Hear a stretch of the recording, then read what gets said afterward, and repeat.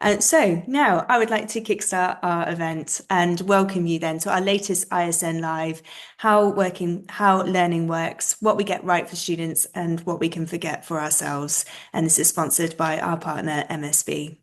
This event explores a simple but important question. If we know what makes learning effective for students and we are applying those same principles, and why aren't we applying those same principles, to how teachers learn?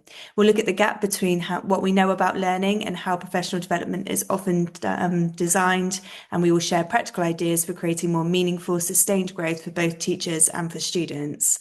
I'd now like to hand you over to our keynote for this session, to Lauren Binnington, Director of Learning at St. Christopher's School in Bahrain. Lauren's an experienced executive and senior leader with a demonstrated history of successful leadership and project management. Welcome, Lauren. Thank you, Claire. Hi, everyone. It's lovely to be here.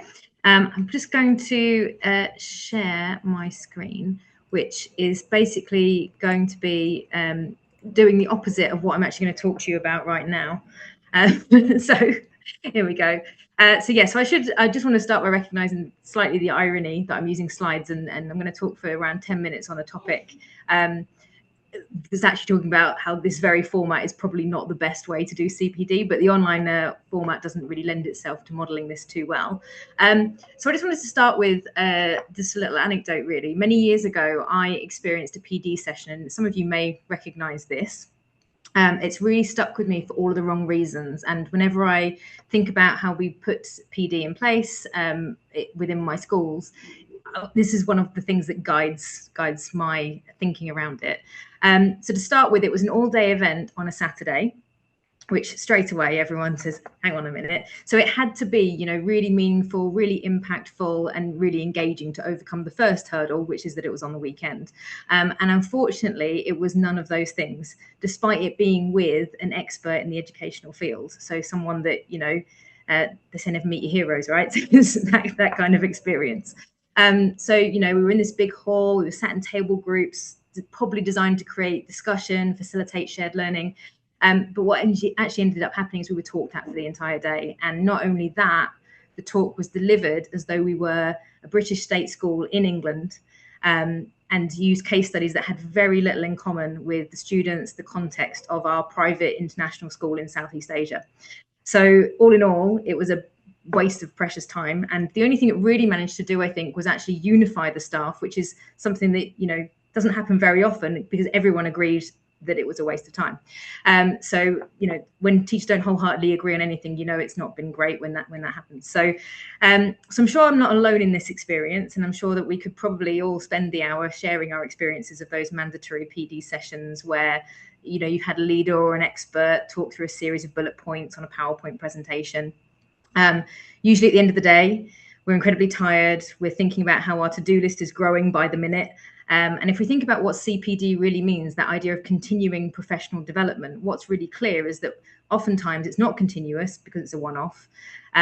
It's not professional. We talk to everybody like they're a novice. And there's very little development happening because it's a one and done, and it very rarely leads to impactful change. So we're not really getting out of it what we planned. And what we tend to see here is a bit of a leadership gap, because leaders often, throughout their career, if you think about where they are at that point in their lives, they've gone through schooling where that probably was the model of schooling. That's probably the model of PD that they've experienced. And while we tend to demand sort of differentiation or adaptation for students, we often forget to then apply that when we're doing some form of CPD, and we treat everybody as though they're the same, from someone who's been in this profession for 20 years, someone who's new to the profession. And it can sometimes become a bit of a compliance task. So we often focus, and one of the reasons that we tend to focus on the content of what we want to deliver, and we forget about the nuances of how we can do that in the most engaging and impactful way. We forget to think about the activity we want them to do. We don't necessarily consider the architecture of that delivery. So we spend a lot of our time as educators thinking about how learning works for young people, and the idea that, we have things like collaboration, we have things like active engagement, we put things in context for young people. But when it comes to teachers, they sit in a room, they stare at a screen, and it's these sort of very passive listening approaches. So a helpful way that I think of as a starting point is to think about the difference between pedagogy and andragogy. One of the reasons it often fails is that we're very good at pedagogy, and we know what works for young people, and we need to adapt it and upskill it for adults. And actually teaching adults is a little bit different. They come with a whole range of different experiences. So we need to understand who we'll be working with. Students are often motivated by external factors. They're motivated by getting good grades, the pressure from their parents, those kinds of external things. Whereas adults do tend to be a bit more internally motivated by their own desire to develop, by wanting to progress themselves. They want to develop professionally. And as a result, they often need to really understand why something is important, or why it's useful, or why it solves a problem before they'll actually invest in implementing it. Teachers have a very independent self-concept. They prefer to be self-directed. They prefer to be independent in their learning. Now, that doesn't mean working alone, but it does mean having independence and autonomy. And while students traditionally depend on the teacher for their learning, either to create the activity or that delivering that kind of knowledge, I suppose, teachers are experts in their own domain. They come with their own expertise and experience. So if you treat a self-directed professional like a dependent student, you don't really get learning. You get compliance, and compliance doesn't change practice in the long run. And that's one of the reasons why CPD often fails. When we teach children, we often we put the building blocks in place to help them to develop their knowledge and skills over time, whereas adults already have that to draw upon. So why do we spend so much time, going back to the lowest base, when actually we need to draw on the people around us? They're a really rich resource to be tapped into. So the best CPD I've seen is that utilizes that expertise. And also the other thing about adults is they know how to use multiple sources of information to synthesize ideas and to put things into practice. And so they can be self-motivated in a way that children don't necessarily need to be. So I'm obviously not saying, children would sit and respond to slide after slide particularly well, but we know what to do with young people. So why do we not then extrapolate that and do the same when we're dealing with adults?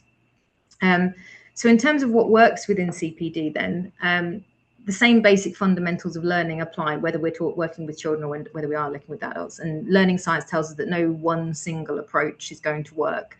Learning is a spectrum, and we need to use a range of different ideas. And in our classroom toolkit, we know that we need to use a blend of direct instruction to provide information, some form of active learning to get our young people to practice their knowledge or practice their skills, a metacognitive activity to reflect and use feedback and move forward.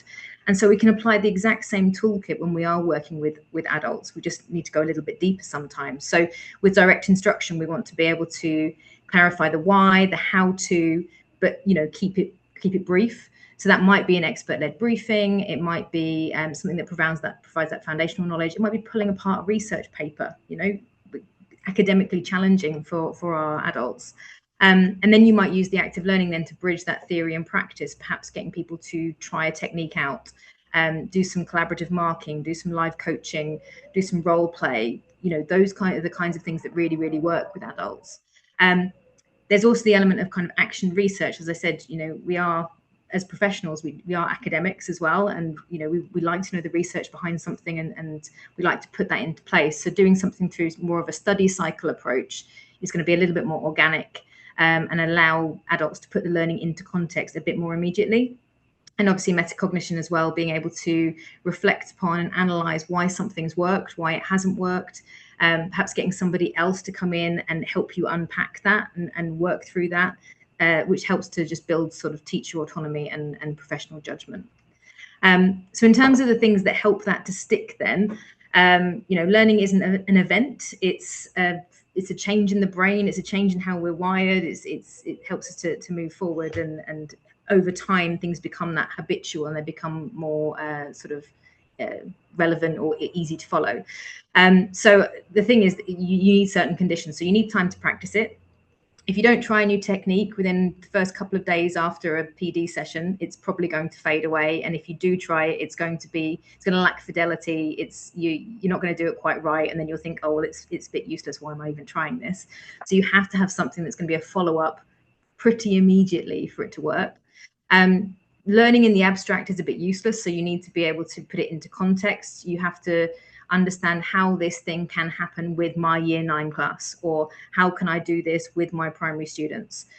Not hypothetically, it has to work in their room, in their specific situation. We need to provide some space for reflection. That's something we are not always able to do in very busy schools. We don't just learn from doing it, we learn from reflecting on the experience. So when we have a one-off PD session and we never return to it again, it's going to get lost, it's going to disappear. We also need a bit of guidance, some kind of knowledgeable other or peer or someone we can talk to about what we've just tried, whether that's through coaching or just offering that feedback, correcting some misconceptions. And finally, you need to be sort of cognitively active in what you're doing, not just physically present. So it's that sort of just being talked out idea again. So those are the sorts of things that you need really to make learning stick. And in terms of how learning then works for teachers, just to bring it back around to the start of the question, one thing that I've found really useful is using a model like the one I've got here, which is Kolb's model, but any kind of learning cycle really, to understand the stages of learning and that idea of going through things that are cyclical rather than just a one and done. It's returning to things. So, having some kind of concrete experience around something, where you're encountering something new or you're reinterpreting something that's existing, then moving into that sort of reflective observation space where you're reflecting on that experience, you're gathering information from multiple perspectives, seeing how significant it is, then moving into that more sort of abstract conceptualization where you create your new idea, you might modify it, you might think about how you might use it in a different context, and then that sort of active experimentation, the planning, the trying, and then you start to sort of test the validity of certain things within your context. So I think it's just really important that leaders create this idea of a learning community. So you're moving from this idea of a staff meeting to a learning community culture. It's not just happening on your Tuesday afternoons, it's an ongoing process, and that could be incredibly powerful. So doing things like normalizing talking about teaching and learning, being able to safely and publicly reflect on what works and what doesn't. And I think leaders need to model that as well, to say, look, I tried that and actually didn't really work. I had to do these adaptations to make it work. Or saying, I'm working on my questioning techniques. Please, can you come and have a look and help me to fix this? I don't know why this isn't working. Can you come and have a look and help me? And that helps people to support each other's learning. And I mean, ultimately, we have to give back time to be able to do that. So if we want teachers to direct their own learning, we have to stop filling every minute of their week with all sorts of things that doesn't actually go anywhere. I often say, we just need to try and work out what's the fluff in teaching and just sort of pare that back so you've got the core of what you're doing. Stop adding those more to do items and carve out that more, like, rather than to do, think about to think time instead. And ultimately, if we want our students to be lifelong learners, we have to first ensure that our teachers are allowed to be learners. And that's where we come in to create those conditions where that expertise can really grow. So yeah, that's what I had to say. Thank you. Thank you so much, Lauren, for that brilliant overview there. And I really love the idea of kind of building that learning community and having that psychological safety, almost, and modeling that from leadership of how people can actually, look to support each other. And it's okay to try things and say, oh, actually, I didn't get on very well with this. How have you done? Some really fantastic examples in there. And we can share these slides as well, and afterwards alongside the recording if anybody wants to go back through. Thank you so much. Right, we're now going to hand over to Naomi Ward, who is Head of Learning at MSB, a coaching and coach education organisation fostering human-centred leadership in international schools. MSB are a valued partner and the sponsor for this session today. Welcome, Naomi. Oh, Naomi, you're currently on mute at the moment, sorry. Good start. Thanks so much, Lauren. There are so many threads there, and the one that I'm sitting with is this sense that learning is always relational. And so many encounters we have in a school day that the opportunities are just abundant. But I want to start with a poem, and this is called I Did Think, Let's Go About This Slowly. And it's by Mary Oliver. I did think, let's go about this slowly. This is important. This should take some really deep thought. We should take some small, thoughtful steps. But bless us, we didn't. And I'm really, really excited to talk about this question, which I've been gifted by Claire and ISN, which is around creating the conditions for learning. So my role is, yeah, it's head of learning, but I would also say head of unlearning. That so much of what we do is about beginning to compost and put down those stories of learning and hierarchy and choreography and ontologies that are baked into our own education. And a lot of what, and I don't have slides. This might be quite emergent.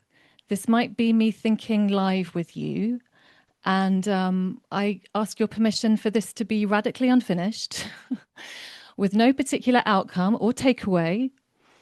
But for you in this process to think about what are the conditions that support your learning in the here and now.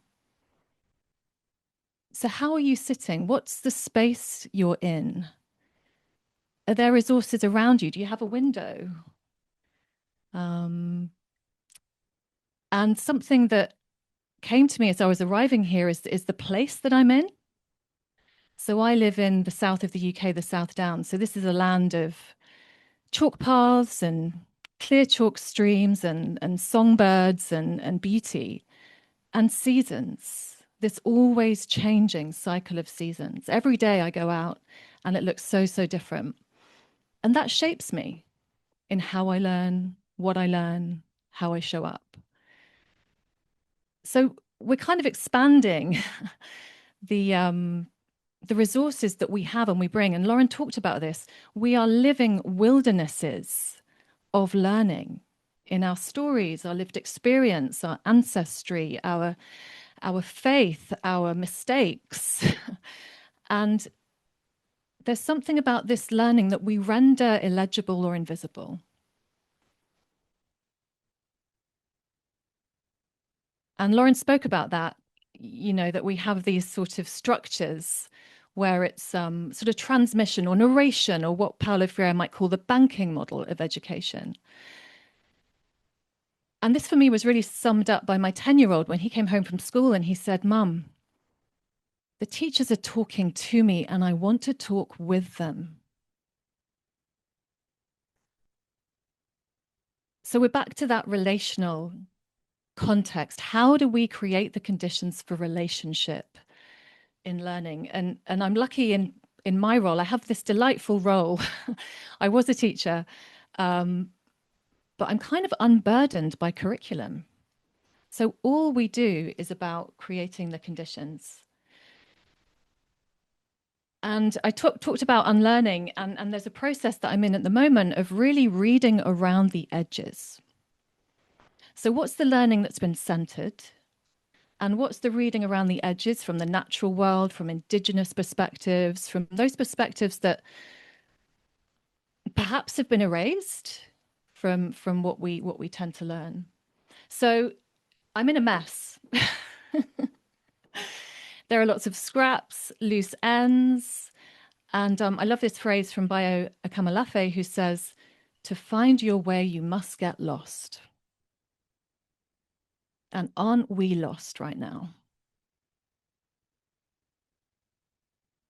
And yet we still sort of push to be legible, to have the 5 takeaways, the 3 top tips, none of which is learning that is sustainable.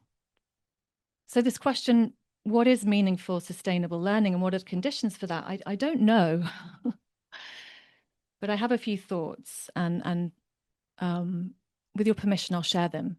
And I think I've got about 5 minutes left. Is that right, Claire? A sip of water.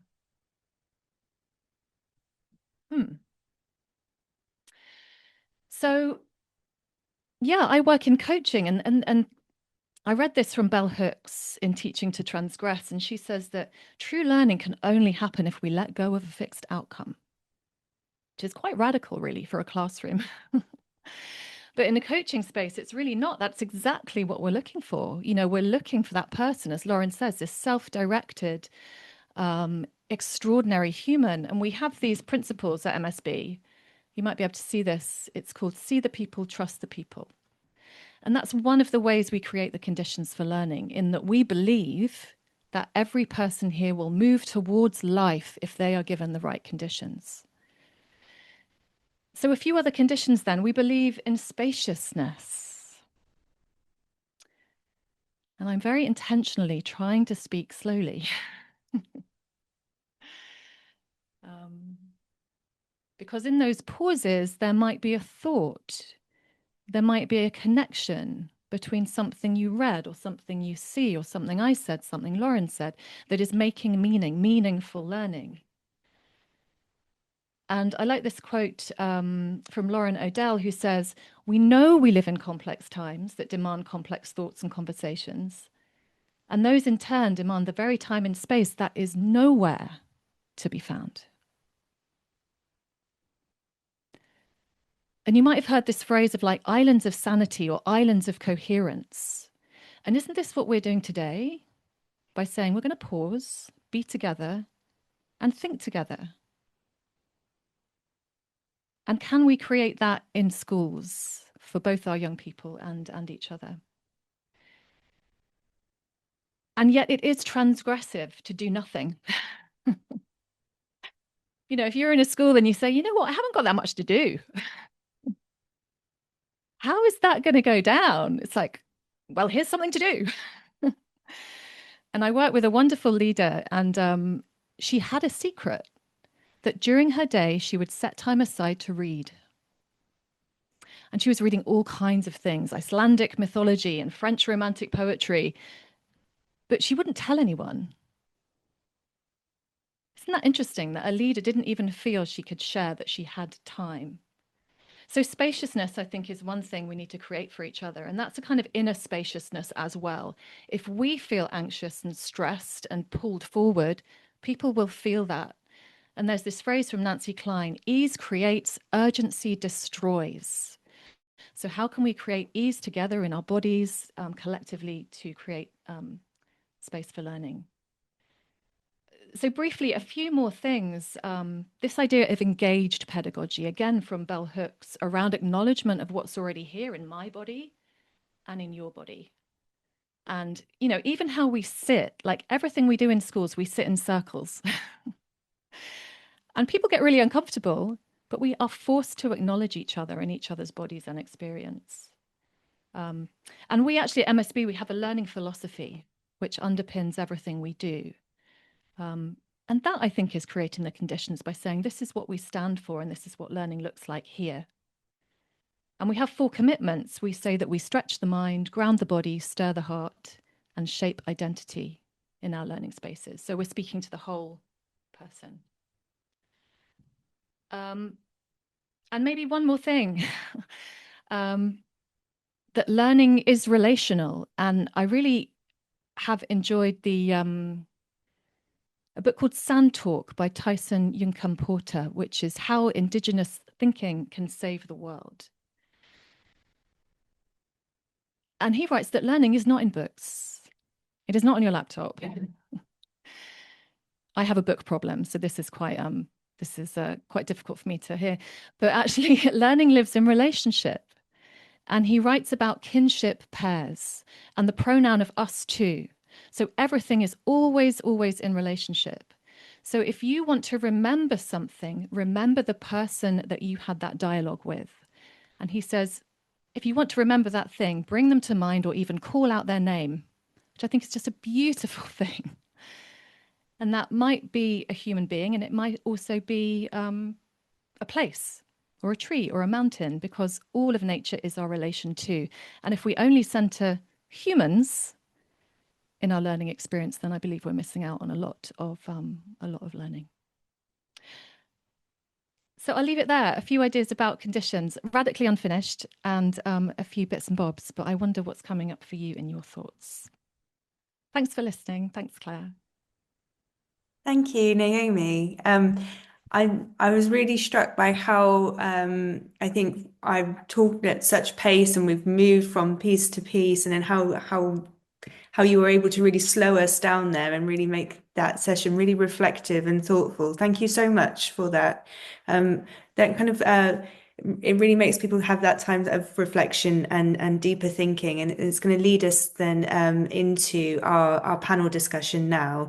And so for this, I would like to introduce our final speaker as well for today. So Terri Pham is joining us as one of our panelists today, the experienced international elementary school principal at True North International School.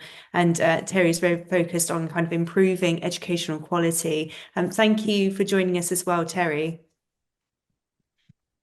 Okay. Thank you for having me. Thank you, Lauren and Naomi. Wonderful, wonderful words. So many tidbits. And I just love every part of what you were saying, and also that component of reflection. A lot. Just to leave it there and let us take it in and digest it and see how it fits within our realm of where we are in the world and our work. Thank you. And so, here from Vietnam, end of the school day for me. I know some of you are just getting started. Um, both of our speakers have shared so much about the beginning points and the overarching ideas about professional learning for teachers and as educators, again, coming from the classroom, coming from being a teacher and having worked with children, and then moving into that role of working with adults, there are some similarities, but there are a lot of differences, and we have to be very intentional when we're providing learning for adults. In my current role as a founding principal, professional learning is continuous. It's continuous, it's a continuous improvement cycle. I see it as a loop. And it always works best when it's not isolated from your mission, isolated from your school values, and isolated from the school goals. I think the most important part is making sure that, as you said, Naomi, space. You said space, giving teachers space to apply that learning in the classrooms. It helps to build that structure reflection when they have the space to apply it, and that continuous loop of coaching and collaborating with each other to make sure that we stay aligned and connected. Our question for you was, how do you balance different approaches to learning as we strive to deliver for students when designing professional learning for staff also?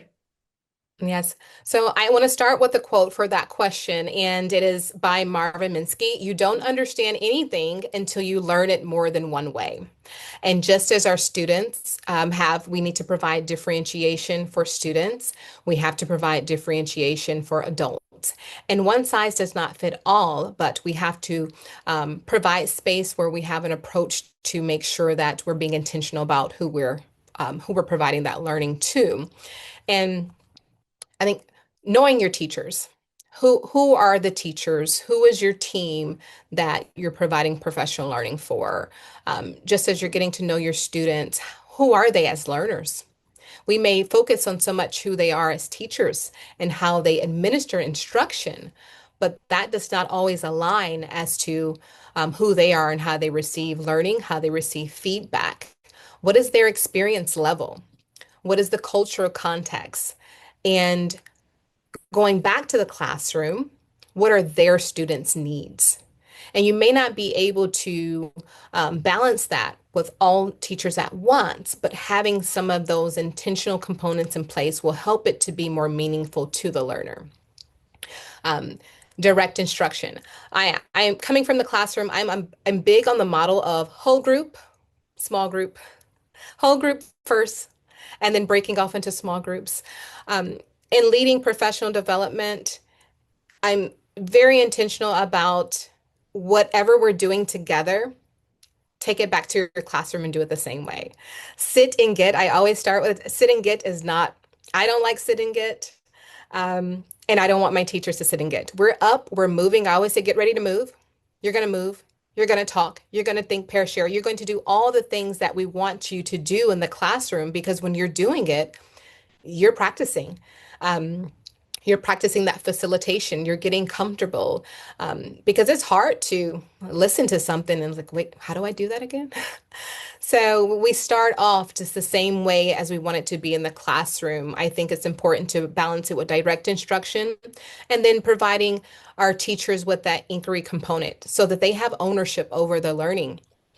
And then with that, how do we be intentional about our coaching? How do we follow up with our teachers? Who needs more coaching? Who needs more scaffolding and modeling for whatever that learning may be? And then how do we come back together and share so that we don't leave it to the side and it becomes a one-off? Again, intentional about that continuous loop. I think when in strong professional learning models for teachers, the range of learning experiences that we want to see in the classroom, we have to provide the same experiences for the teachers. Modeling of strategies, structured discussions, opportunity to test the ideas, and then giving time and space again to reflect on the impact. So checkpoints. Um, you know, they say that professional learning in a school, a whole school approach, how does it fit the whole school approach? K through 12 sometimes does not work for everyone. And I've experienced that. We've had a lot of PD this year in my school, and it's kind of like, how does that fit in with us? How do we make it fit in the lower school? And you have to have those discussions because you want it to be intentional for every part of your school, whether it's lower school or upper school. So when you have those opportunities, make sure it's meaningful and relevant for the teachers. Thank you so much, Terri. There was a lot in there, and I was kind of scribbling away and nodding along as you were talking there. That idea really resonated with me about, really knowing your students, how important that is, and how teachers really kind of take pride in really trying to know our students as much as we can, but trying to apply that then as well to staff and understanding how those ways of learning may be different also for teaching staff. It was a really powerful idea, and yeah, I think it was just a moment of clarity for me. I was kind of scribbling down as you were talking there. Thank you. Our next question then is for Naomi. Which pedagogical approaches do you see most underused in teacher development, and why do you think this is? Oh, Naomi, you're on mute again, sorry. I'm not used to this Zoom situation. This is where I do all my work. I should know this by now. And I was just hesitating because I would love to be in conversation with Lauren and Terri. I don't know if that's so please share, because I find that more almost stabilizing for my own thinking. And actually that chimes in with my response to this, because I think it's dialogue. And a lot of what we do in school looks like dialogue, talking, meetings, discussion. And, the word discussion shares is a sibling of percussion. We're always kind of crashing into each other and making a lot of noise, but are we actually doing some new, fresh thinking together? Because, dialogue is the root of it means a flow of meaning. And there are some structures, again, coming back to conditions, to really create the conditions for dialogue. And ultimately, it means we've got to put down what we know, what we think we know, and our ego, and be prepared to really create something together, to co-create something new. But I think that does come to what you were saying, Terri, because that's kind of what we want for our young people and our students. Like, what can you create together that's never been created before for you? So, yeah, I would say this sort of real flow of meaning and dialogue. I wonder if you'd agree, or what you see in your schools, because I don't work in a school, so I may be wrong. Yeah, any additional thoughts there? Yeah. Yes, I would love to chime in. And you're right. I think it's important to provide that, again, that space. Underused. We want our students to talk. We want our students to have that inquiry. We have to allow the teachers to do that so they know what it feels like. And they also can, when they have that experiences, they can be intentional about how they approach and implement it in their classroom. Yeah. Yeah, and so what I'm hearing is that, yeah, there's dialogue and then there's action. And there's a model that we offer that, and this is why dialogue's so great, because I'm listening to you, Terri, and then an idea sparks, and that's what happens. So we have this model at MSB called action learning, and it's a model for dialogue, and it's quite structured. So we have one person in that group whose job is to think, and we ask them questions, and we hold the silence, and then we offer prompts and we offer challenge, and then they come up with something at the end, and then there's an action, and everyone learns from it. So I guess my provocation to people who are thinking about adult learning is, what are your structures around dialogue? Is that dialogue, or is that people just giving their opinions one after another? Naomi, as you were talking there, I was just thinking, because one of the first things that came to mind when you said dialogue was around how I think we need to learn how to engage in dialogue properly, because, you know, I see it a lot with my students. You know, you say, right, now you're going to do some group work. And what do? They talk at each other, and they don't come to a conclusion. I actually did this with a group of student leaders where I said, I just need to stop you and reflect back to you what I am seeing right now, which is you just shouting at each other and not coming to a conclusion. And I think we do make a lot of assumptions with adults sometimes that we know how to do that. But if you think about how diverse our classrooms are, our workplaces are equally diverse, especially in education, I think, the range of people that are coming to the educational space. So I think providing those frameworks is to help with professional dialogue, and how to engage in that dialogue in a way that moves us forward is actually really, really helpful and really, really useful. So I would also agree it's quite an underutilized area. It's often one way as opposed to that round of discussion that you need. Yeah, and I love that image, and I'm a big fan of Nancy Klein's work, which is around time to think and cultivating conditions, and a very simple structure is around, so everyone speaks once before anyone speaks twice, because we need to get everyone's voice in the room first, because until someone speaks, they haven't arrived, and some people never arrive. So unless we offer some courageous structures here, we're missing out on a lot of wisdom and ideas and innovation. So yeah, dialogue. And I think you've built my idea there, and structures for dialogue. Yeah. Thank you. Yeah, thank you. Thank you again for that really kind of really engaging and provocative kind of first thought that led into this wider discussion, and some interesting points there in the chat as well. So our next question, I'm going to hand over to Lauren, and the question is, why does professional learning so often default to direct instruction, even when we know that learning requires more than that? Thanks, Claire. I think it actually really nicely follows on from what we were just talking about, because I think logically, if you're doing something with 100 teachers in a room, the easiest thing to do is to get them sat down and to talk at them. Right? That's the easiest way to tick that box and get through it quickly. And it gives that kind of illusion, I suppose, of progress. I've delivered this to you. Now you should know how to do it. And we often mistake that act of telling for the act of learning. And when we're working with young people, we know about poor proxies for learning. And this is the same with adults. We just forget about it. And I think another reason is that as leaders, or the expert in a particular area or something like that, there is a bit of a psychological pressure when you're leading PD to sort of prove the reason why you're there, that kind of sage on the stage kind of complex, where you feel like I have to share something. And so when you're delivering something, it certainly feels like you're leading, even though you're probably not. And actually, if you were to facilitate something that was a bit more messy, a bit more unpredictable, that allowed for other voices that you can't control for, that's actually quite scary. And so I think for leaders to be able to plan something like that is actually really, really quite challenging. We're quite risk averse, I think, generally.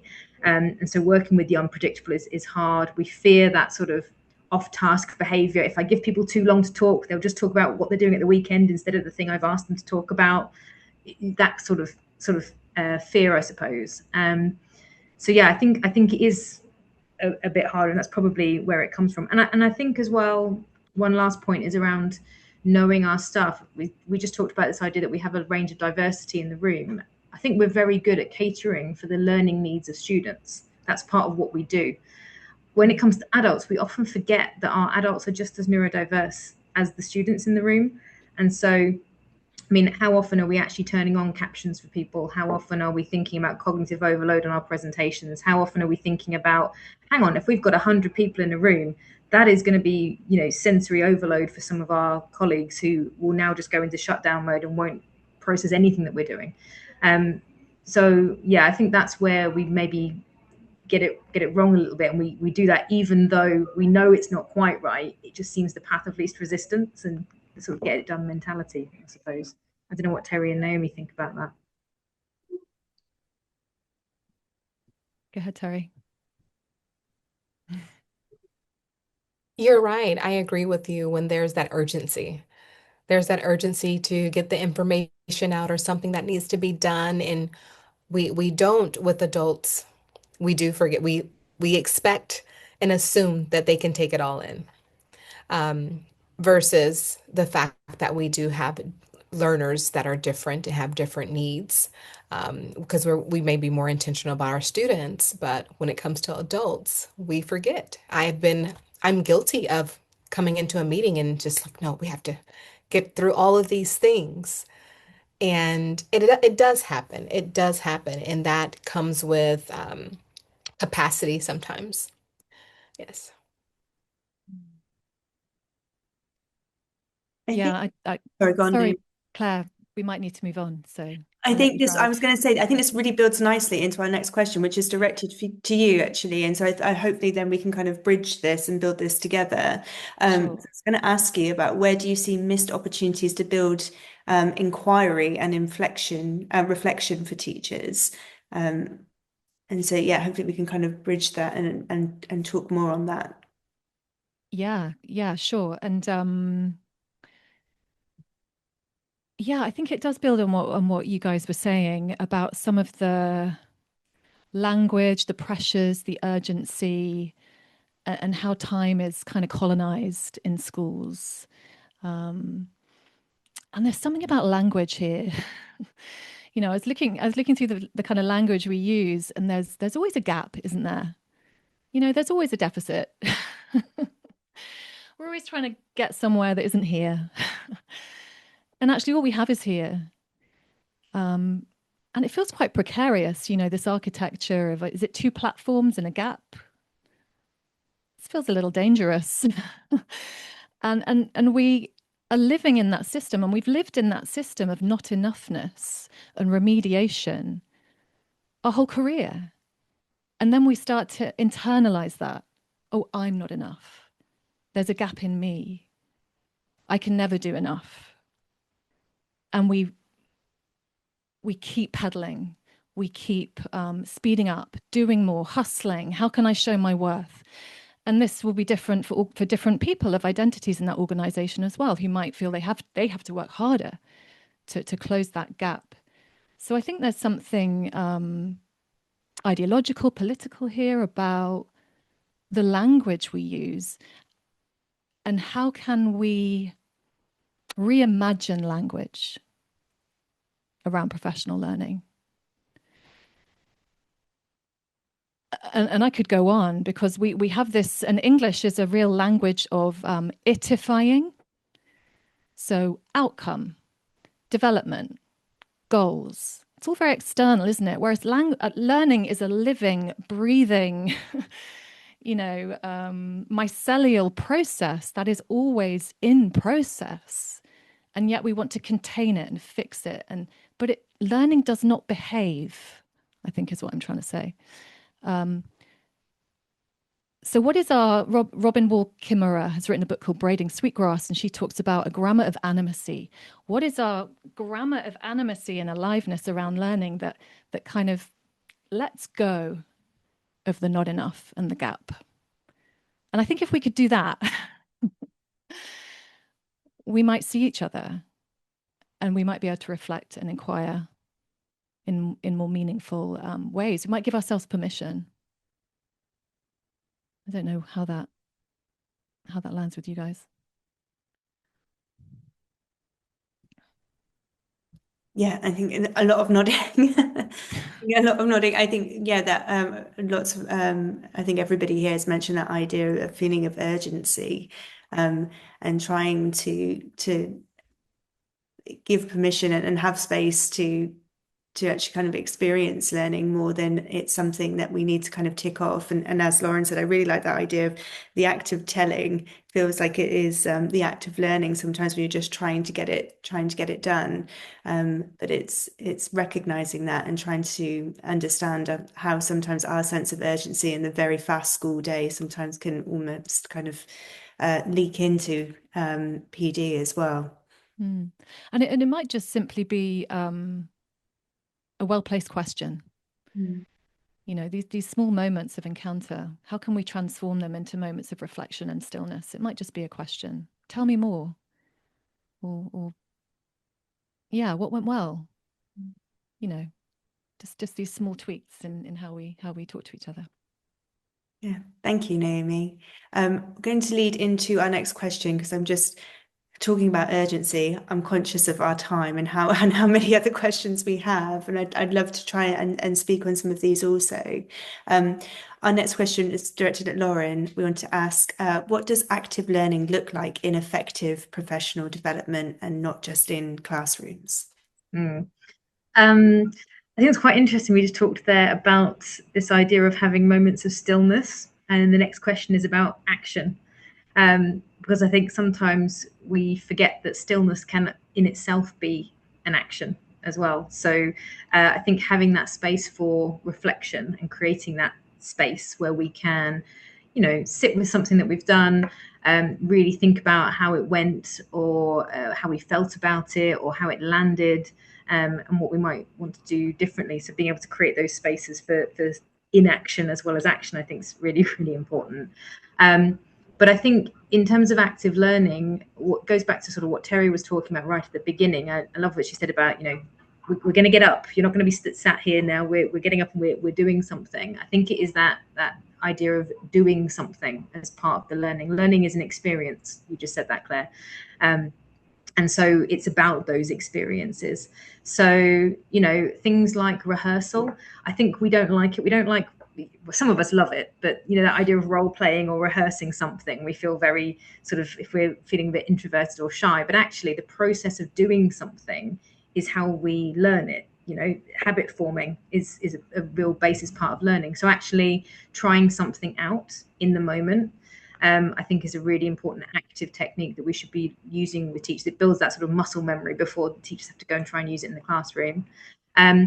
There's sort of a way we can do kind of collaborative marking for moderation, you know, that those kinds of approaches where we actually look at the output of something together and look at how we move it forward. You know, bringing samples of something for discussion, whether that's something you've tried or whether it is particularly looking at work or something like that. You're sort of moving the shift to what the teacher is doing in a particular scenario and what they need to do next. A really big thing for me, I think, when it comes to sort of active learning is building in the idea of action research and learning cycles, and actually exploring something that you're really interested in, exploring how it works in theory, how it works in practice, how it works in this context, how it works in that context, and then being able to reflect on it. And sharing that reflection as well. I think we forget, Terri talked about closing the loop a lot. I think we forget to close that loop sometimes about how we share. One of the things we've actually built in here is at the end of each year, we have a teach meet to share the output of the whole learning across the whole year. And it's just such a vibe, like that room, that space where everybody is sharing and talking about what they've learned this year. You know, when we do it with children, they absolutely love it. It's the same with adults. When I'm telling you what I'm learning, it's just really, really nice. And then I think sort of just making sure that things are, like we say, active rather than passive, and that sort of coaching element to it, working with somebody else through your learning, I think is really, really helpful. So I think active learning is about bringing people into the space and sort of saying, I know you've tried these things, what didn't work, what did work, rather than here's something pre-made that I want you to do. It's that co-creation that I think we've already talked about. Really helps with active learning as well. Thank you for sharing those examples. Terry's just messaged me separately. Sorry, just say that she's having a bit of a problem with her camera at the moment, but hopefully we can get that sorted.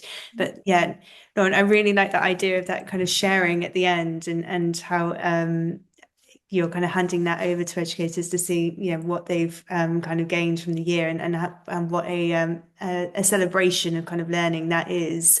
Yeah, thank you for sharing such a great example. And our next question again then is for you.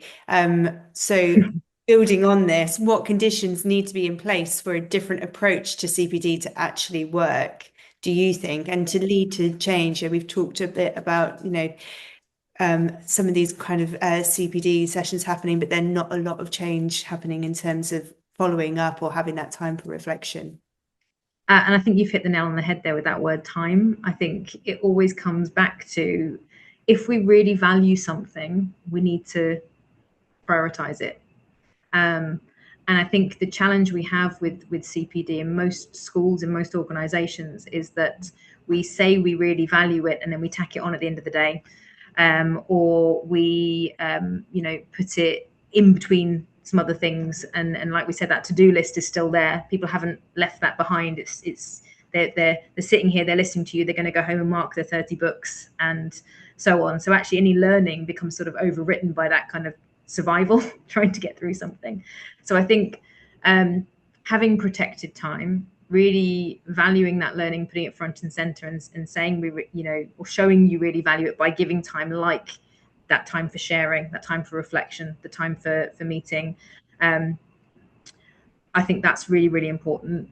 I think that idea of psychological safety as well. Sometimes we make the mistake of tying CPD to sort of line management structures and year reviews and things like that. And when you do that, you take away the safety of it. You take away sort of people's willingness to take risks with something because they just want to get to the end of the year and get that good tick to say, yes, I've achieved my goals and I've done the things that I need to do. So I think you have to try and separate it from that to encourage that risk taking and build a culture where it's okay to be a bit vulnerable and to share the things that are working well and the things that are not working well also. So a lot of it, when you're trying to create these conditions, comes down to the culture around learning and this idea that everybody in the organization is a learner and is moving themselves forward, and then being able to provide that time and that space for the sharing, for the learning, for the trying out of things. And it's okay when it doesn't quite work. And it's not tied to any sort of appraisal or anything like that. I think those are the things that are really, really important. I wonder if there's just one thing briefly I can share, which kind of links to what is maybe left out in our andragogy, is storytelling. The sense of tell us the story of your year, as the kind of ending. And we do this on one of our programs, and then everyone acknowledges them, celebrates strengths that they see in that teacher. Because the other condition for learning that we haven't talked about is appreciation. That we need to appreciate each other much more for who we are. And I hear that in that vision. Yeah. So storytelling, more stories. Yeah. Terri, I'm wondering if Terri can. Yes, I'm here. Can you You're there? Yay. Yes. I'm not sure. The camera just went out. It's just not connecting anymore. But as long as you can hear me, we're good. Yeah. We have got just a couple of minutes, but if anybody is able to stay with us for a wash-up session where we have a couple more questions that we'd like to put to our panelists. So if you are able to stay for the wash-up, please do. And we're just going to continue on here. But if you are only available for this 1 hour, I'm going to drop the survey link in now. So if you'd like to opt in to receive your certificate and give us some feedback, please do follow that link. You can do that here. So our next question, we're just going to continue, and please do stay with us if you can, but we understand if you're only available for the hour. Our next question is for Terri. How do you ensure teachers have time and structure to reflect on and refine their practice over time? I would dive that into the system. I think reflection must be built into your system and not left to chance with one-off PDs, but intentional system of reflection. You know, a lot of teachers may not understand how to reflect on their teaching practice. So, something that I've learned in my former schools from being in the classroom and then going into curriculum coordinator and now principal, is building reflection intentionally in various areas. So, something we do with our weekly team meetings or grade level meetings is before we start the meeting, I try to include an inclusive or reflection opportunity. It may relate to a subject area, it may relate to an event in school, it may relate to something that they can connect to and be able to.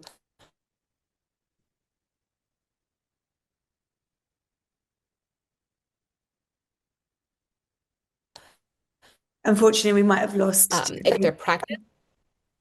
Uh-oh, uh-oh. Can you Yeah, hear?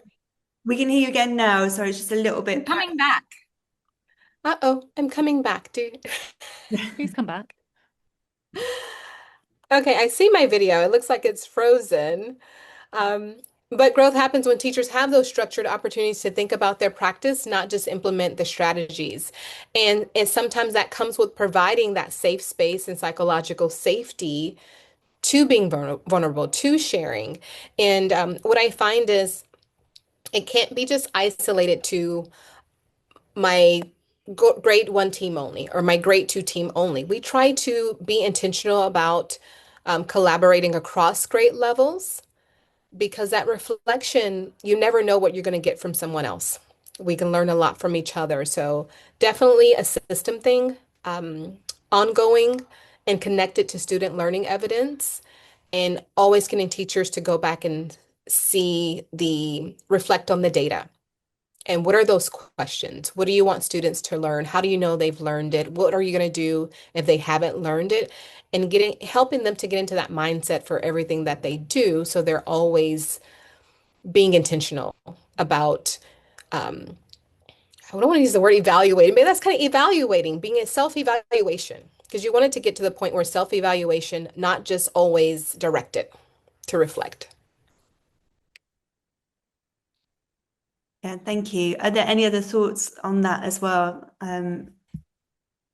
I think that idea of kind of that evaluation and like you said, it being like a process that you're not just being directed to do that, but it's then a process that you're just kind of then embodying and trying to make time and have that reflective practice. Yeah, very much so. And it feels like a sort of mindset of humility, right? Of like, I'm always learning. I'm always looking for the moment where I can, just go deeper. But I also love what you're saying about those structures. Like, let's not take it for granted. You need courageous structures to support the change. Yeah.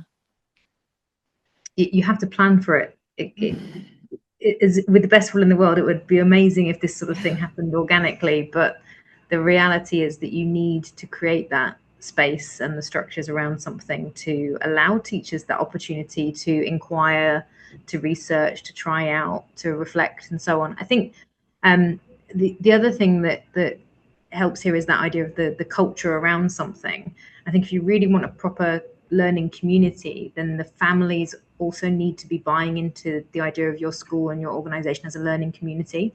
So it's the students are learning, the teachers are learning, and families are allowing that learning to happen, because as part of this, we need to allow teachers to be able to go and observe each other.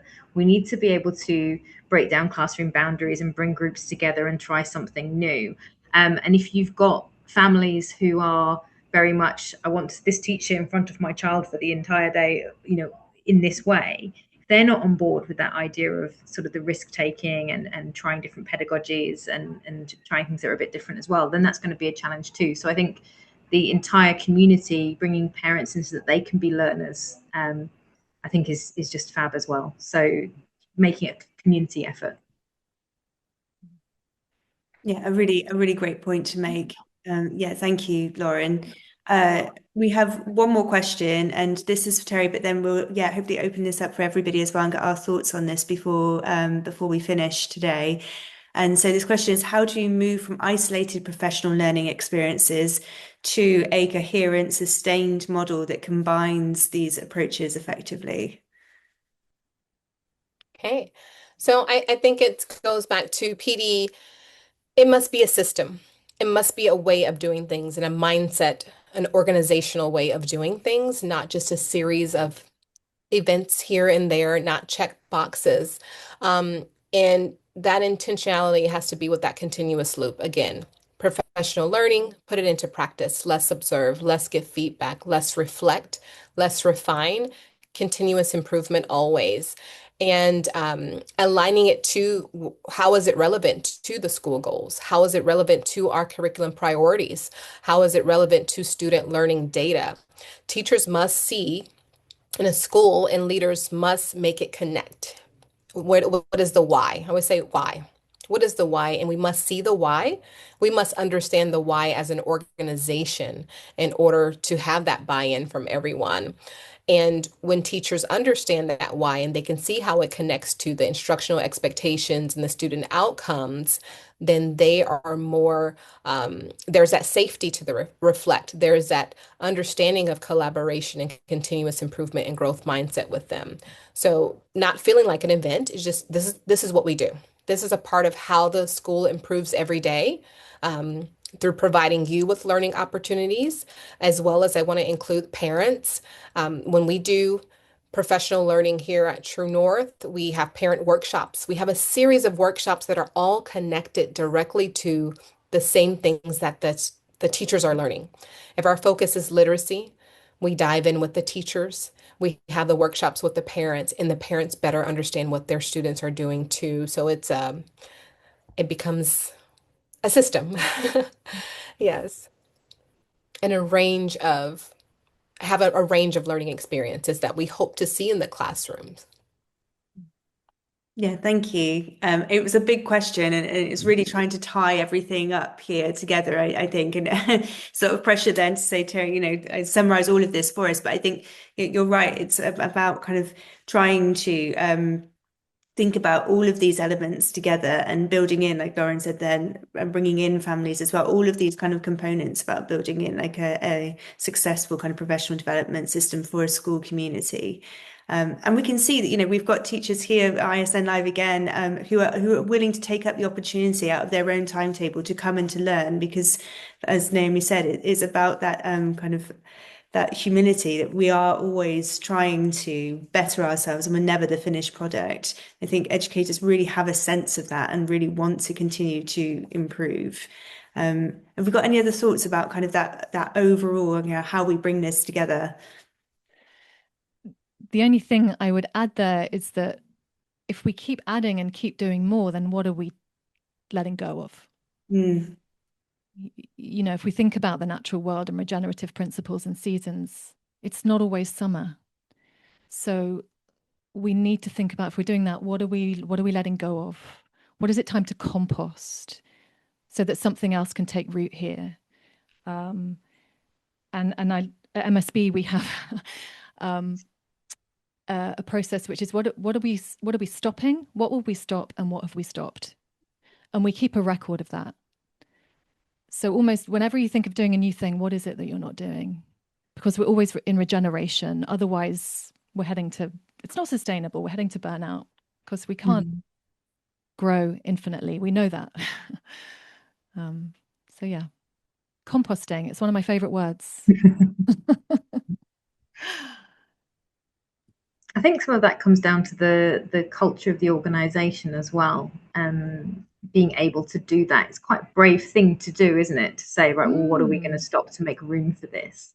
And when I think about the sustainability of anything within an organization, I always think, well, if I bring something in, okay, I'm in charge of professional learning here at St. Chris, but if I leave, will it be completely different if I've gone, or will what we've set up, this approach, continue on without me? Obviously, it would evolve and change and adapt as the school changes, but are those sort of underlying principles still there? Is that, how does it have that longevity?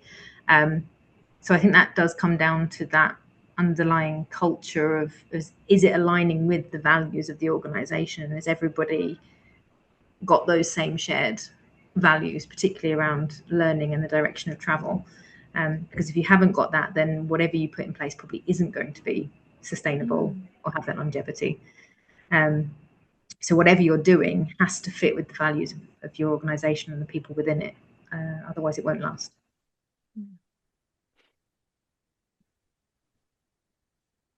Thank you. I think, yeah, it was a really nice kind of a point to leave us on there. Is there anything else that anybody wanted to say that they didn't have an opportunity to say? Any final reflections on this? Just all the good things in the chat. Thank you so much. I'm gonna look up so much of these things. It's so generous. Yeah, just thank you everyone for being here.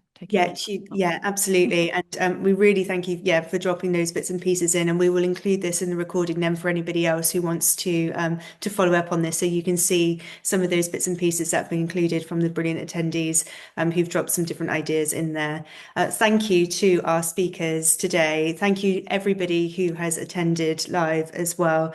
And you can then follow this link that I've dropped in the chat. So if you'd like to give us some feedback, if you'd like to connect with Naomi at MSB and learn more about the coaching programs, and then you can do that here. And it's also then an opportunity to opt in to receive the certificate. But it's really helpful for us. So please do access that link if you can. Thank you to our brilliant speakers. And we hope you have a wonderful rest of the day. Thank you, everybody. Thank you.